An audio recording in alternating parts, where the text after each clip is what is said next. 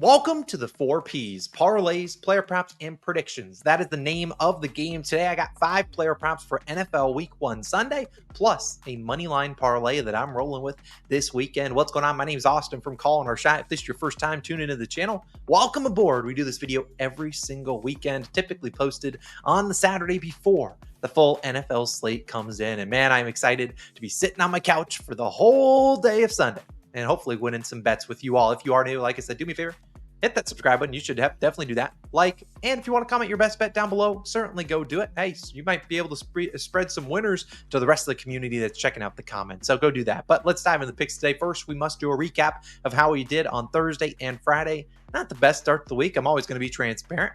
Not a greatest start. We are 1-3. We always play one unit on our ladder challenges, which are those parlays that we like to do. And then obviously in addition to the $10. And then obviously our 2 props so far have lost. AJ Brown ended with 5 when he did 6 receptions. Had a big game. Didn't come through, but that's okay. There's a lot more football to be played, and we're going to have a great week 1, hopefully, today. We'll have some more picks from Monday's 49ers-Jets game, which I'm excited as a Jets fan. But you guys came here for some picks. Let's dive in. The first one is on Underdog Fantasy. They're giving you Dak Prescott for 1 yard. He only needs 1 yard. He's going to do that. And we actually have a Dak Prescott prop later on in this video we'll talk about. But Dak Prescott, you can get that free square using our code COS or the link in the description. And they'll match your first deposit up to $1,000. Potential of $1,000 free dollars. Hey, you'll get that offer all too often. Go take advantage of it down below. Links in the description. There's a bunch of other sportsbook sign-up bonuses, deposit matches, and things like that. Help support the channel if you use those. And if you use them, you're getting something for yourself too, as well as supporting us. So definitely take advantage of those. But you didn't come here to hear me yap about some sportsbook sign-up bonuses and things like that. All those details down below. Let's dive into the first pick of the day. A guy that I like to have a massive season. And he's in his second career season, and it's Mr. Jackson Smith-Njigba, the Seattle Seahawks wide receiver, over 43.5 receiving yards, minus 110 on Bet365. Now, by the time you're watching this, the line might move, but I doubt it moves a bunch. I imagine maybe it goes to 45.5, but hey, I'd play this up to about 46.5 or so. Now, if you watched or you're a Seahawks fan, you would know this, but JSN, as we'll abbreviate his name too, had a very interesting rookie season. Now, he had high hype coming into the year, and then he fractured his wrist in, I believe, the second preseason game. Surprisingly, he still managed to get on the field in week 1, but he was entirely misused last season under their offensive coordinator at the time, Matt Waldron, who now is with the Bears. I mean, you look at his average depth of the target last year, ADOT, 6.1 yards, 95th in the NFL. This is a guy in college that was an absolute stud. Obviously went to a loaded wide receiver room with DK Metcalf and Tyler Lockett, and they just misused him entirely. They were like, all right, well, we'll just throw the ball to you 2 yards behind the line of scrimmage. Go have fun. But yeah, that's not going to be conducive to a lot of yards. Well, now they have a new offensive coordinator, Ryan Grubb, who comes over from Washington University, where he and Kalen DeBoer, right? That's how you pronounce his name. The new Alabama Crimson Tide head coach really transformed their offense into a very aggressive passing offense. So I don't actually mind JSN's over and longest reception, but I think this year they use him properly, which is let him get down the field. This is a guy that's great at making contested catches. He had several, highlight reel catches in his rookie season. He's been pretty good in the preseason, and I love him to dominate on Sunday, especially given the matchup. Pat Surtain, the second, arguably the best cornerback in the NFL, likely is going to shadow DK Metcalf. You think about the other guy in this wide receiver room, Tyler Lockett, who could be moved this season and wouldn't surprise me. He enters this game banged up. I expect him to play, and it appears he will be playing, but always he could be limited on snaps. He's been dealing with a hamstring injury, I believe, all of preseason. JSN could be a guy with a supreme matchup against the other cornerbacks for the Broncos, who I'm not too high on. I really like him to have a massive game. His other props, 4.5 receptions, a line that he had 5 receptions only 4 times last year. I think he has a massive day. I like his longest reception, but I'll take the yards. I really like the over 43.5 yards as my first prop for Sunday. JSN, Jackson Smith-Njigba, give me the over. My second play is going to be the Dak Prescott play I talked about and hinted at with his free square and Underdog. It is not the 0.5 yards. I'm not going to promote that again. It actually is under. 36.5 yards for his longest passing completion, minus 110 on BetMGM. Now, if you've never bet this market, it's typically under the passing props tab, and almost every single book should have a 36.5 line, maybe a 35.5. I like it there. Sometimes these can be sharp, though. I will note that. Now, Dak, I'm not really necessarily fading his passing yards or him in this game, but he could have, honestly, a great game, but he needs to go under this 36.5. He could complete 30 passes for all I care. We just can't have one go for 37 yards or longer. And that includes the run after catch. So if he throws a 3-yard pass and the guy just turns up the field and goes for 40, we're screwed. but I don't think that's going to happen here. Let's talk about why we're fading Dak a little bit in this game. Now, last year, he was under this completion line, longest pass completion in 10 of his 17 games in the over. So the 7 games he went over, you're looking at Detroit, then he had Miami, Philadelphia, did it in both games against them, the Giants twice, and the Chargers. So you look at those offense, your defense, you might be like, what's common about those? Well, one, they didn't have great passing defenses last year. Here's where those teams ranked in opponent yards per pass attempt. The Lions were 30th, aka third to last. Chargers 28th, the Giants 20th, the Eagles 19th, and the Dolphins 15th. So all these teams were either in the bottom, 10, 12, or really just the bottom half of the league against the Dolphins, barely above 50%. Sunday's matchup is a much more difficult matchup. It is against the Cleveland Browns. Last year, the Cleveland Browns ranked 4th in the NFL in opponent yards per attempt. And they ranked 1st at home at just 4 yards per attempt. The next closest at home, 5.1 yards. If you noticed anything about the Browns, they were a very weird defense last year. At home, greatest defense of all time. On the road, I don't know what the heck happened with them. They just literally didn't play defense on the road. Well, good thing for us, they're in Cleveland here, so we're not going to worry about that. And I imagine they're a little bit more balanced this year. But I just think this is a tough spot for Dak. We think about his playmaker. CeeDee Lamb, sure, he finally got his contract. He was not in the preseason doing all that stuff for pretty much the whole preseason. So obviously, maybe we come in here a little bit rusty. Number 2 is other receivers, Jalen Tolbert, Brandon Cooks, not too high on them. And then if you talk about guys out of the backfield that could screw us, Ezekiel Elliott, if he goes for 37 yards, tip the cap on Rico Dowdle. I'm not worried about those guys. We also look at last year when Dak threw for less than 300 yards. He was under this line in 8 of 12 games. And if you look at Dak's passing yards line, probably is going to be the lowest you'll ever see it. It's in the 240s. Normally, Dak's actually closer to 300 for his regular line. It's like 280s normally. That's him to throw 300 yards is plus 300. This game has a low total.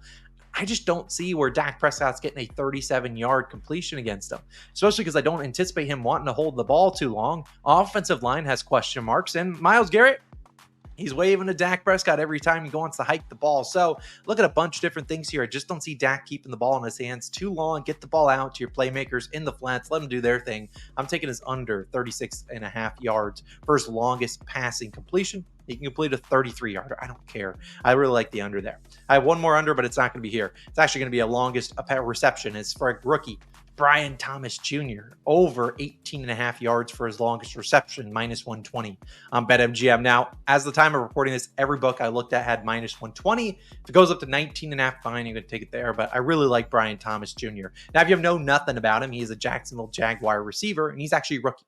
He was the number 23 overall pick in the first round out of LSU. Now, if you didn't watch him at LSU, well, you kind of missed out on a guy that was an absolute stud. And he kind of showed that in the pre-draft process, running a 4.33 40-yard dash. And did I mention he's 6'3"? This guy's an absolute stud in all the different metrics. The only knock on him was that he didn't have the most expansive route tree, and that's kind of what LSU didn't really have him run a ton of routes. But in the preseason, we've seen him make plays, and really we saw him make plays a ton at LSU. I don't even remember his average reception, what it was, but it was pretty dang high. And this is a guy that can make plays down the field. And I think he's going to have a lot of open opportunities across the middle of the field, especially for a team like the Jacksonville Jaguars, who had Trevor Lawrence at QB last year, 8th highest air yards per pass attempt. You think about the other wide receivers in this room, Christian Kirk, sure, he's there. He's a bona fide stud. He might get Jalen Ramsey on him. Other guys, Gabe Davis. I'm a UCF alum, not too high on Gabe Davis. I just think this is the guy, Brian Thomas, that's going to have a ton of routes, and this is the guy that has elite playmaking, ability. I'm going to trust him. I don't think this line should be 18.5. If this cashes easily, we'll probably be back on it next week, assuming they don't bump it up a ton. You can't really price these rookies too well. I really like his over 18.5 yards for his longest reception. A sneaky prop. I don't think the books are too sharp on that one. I like his receiving yards prop, but I don't think he gets there unless it's a big catch. So I think we'll rather take this. If he wants to get 3 big catches, go for it. I just need one 19-yarder. My fourth play is going to be a play that I absolutely love. This could arguably be my favorite prop of the weekend. I would maybe make it a 2-unit play or even sprinkle on some of this guy's alt overs if it was not week 1. It is week 1, so we're only playing these for 1 unit, but I really like this one. And it's Jaleel McLaughlin, the Denver Broncos running back, over 11.5 receiving yards, minus 110 on Bet365. Now, if I load up Twitter or go on to YouTube and look for one more person on Javonte Williams over in receptions, I might be rich. I might, if I got $1 for every one of those. And I understand why everyone's on Javonte Williams over in receptions at 2.5. But I think the sneakier play is Jaleel McLaughlin. And I think the more talented guy out of the backfield catching passes is Jaleel McLaughlin. Now, who the heck is this guy, Austin? Well, he's a Broncos running back. He's their backup. He was undrafted last year, had a pretty good rookie season. And he's going to be filling in, in my opinion, going to be the pass catching back for this backfield. So will he play 90% of snaps? No, but he's going to be in on those passing downs like third down and in those 2-minute drills. Now, let's look at last year. We saw Samaje Perine. He dominated this pass catching role. He had 50 receptions, 455 yards. He averaged nearly 27 receiving yards per game. Well, what did they do to Samaje Perine coming into this season? They cut him. They said, get the heck out of here. We don't want you. And he went over and signed with the Chiefs. Well, to me, what that says is, hey, Javonte Williams, sure, you have your role. He was there last year, but we don't have a pass catching back. Well, we don't need Samaje Perine, one of the better pass catching backs in the league, because we have Jaleel McLaughlin. So I think Jaleel's going to be in that role. And last year, among the 66 running backs that ran 80 or more routes, McLaughlin, first in targets per route, fourth in yards per route. So they were having him run routes a ton. And when he was out there, he didn't play a lot of snaps last year. He was getting the ball when he was targeted, which makes you think Sean Payton really trusts this guy and wants to get the ball in his hands, because fourth in yards per route, pretty dang good. Last year, Broncos, 153 running back targets, led the NFL. And in the 5 games that McLaughlin played 25 or more snaps, he had 30, 18, 21, 32, and 12 receiving yards going over in all 5 of those games. If he doesn't play 25% of the snaps, then a bad read, I guess, whatever. I suck, but I would be shocked if he didn't. He's one of their only 3 running backs on the list, and the third one's a rookie. I really like Jaleel McLaughlin here. Also, throwing in all these stats, sure, they have a new QB. It's Bo Nix, who is notorious for throwing the ball to his running backs, especially in college. And this is an offense that's predicated on throwing the ball to the running backs too. So I look at Jaleel McLaughlin. I think he gets a ton of targets today. I would have taken his over 1.5 receptions. It's minus 170. I think that is a free square. You want to take his 2.5, that's plus 180. 3.5 is plus 4 or something. And 4.5, him to get 5 receptions, like plus 1,100. If you're looking for just a dart throw, I think there's worse bets out there than Jaleel McLaughlin to get, heck, 2.5 receptions. Almost put a half unit on it. I'm not going to do it because it's week 1. Jaleel McLaughlin, my favorite prop of the weekend. I really, really like that one. I think it's sneaky. Not a lot of people will be on it. Jaleel is going to have a massive receiving day. Now, my 5th and final prop of the video before we talk about a money line parlay is one more under. I know no one likes unders, but hey, they pay. There's a lot of more ways for an under to cash than an over. We know that. And I know no one likes playing them, but we got to play some here and there. We can't just be only over bettors. It's Justin Herbert, the Los Angeles Chargers QB, under 1.5 passing touchdowns, minus 115 on Fanatic Sportsbook. I'd play this about minus 135. There's a lot of different ways this can hit, and there's a lot of uncertainty going into this season for the LA Chargers. Number one, you think about Justin Herbert. Him aside, he has an injury. Obviously, he's expected to play here, but he is dealing with an injury. Could he get re-injured at some point? Certainly could happen. Number 2, we have a whole new offense. And number 3, with new head coach Jim Harbaugh and Greg Roman, the new offensive coordinator. Number 3, a bunch of new skill positions. You think about Austin Eckler, he's gone. Mike Williams, he's now a New York Jet. Keenan Allen, he's no longer with the team. So the pass catching, the running backs are all different. I mean, the pass catchers, we've got Quentin Johnston, Ladd McConkey, Josh Palmer. You got the running backs, Gus Edwards, J.K. Dobbins. This is going to be an entirely different offense. And as I mentioned, Jim Harbaugh, the new head coach, Greg Roman, the new offensive coordinator. And we saw Roman notoriously with the Ravens, a very run-heavy attack. Back in 2022, Lamar Jackson only had 2 passing touchdowns in 4 of 12 games. He had 1 or 2 games in there where he had a rushing touchdown. Sure, Justin Herbert's a capable runner. I don't expect him to run a ton like Lamar Jackson, but they didn't pass a ton in Baltimore. And I don't expect them to pass a ton here. We think about Jim Harbaugh back in his Michigan days. They were a very run-heavy team. Throw on top of that, this is not a good matchup. Herbert, on general, was under this line at 7 of 13 games last year when they were much more pass happy. And the Raiders, his team that he faces on Sunday, allowed the 6th fewest passing touchdowns in the league last year. Only 6 quarterbacks had 2 or more passing touchdowns.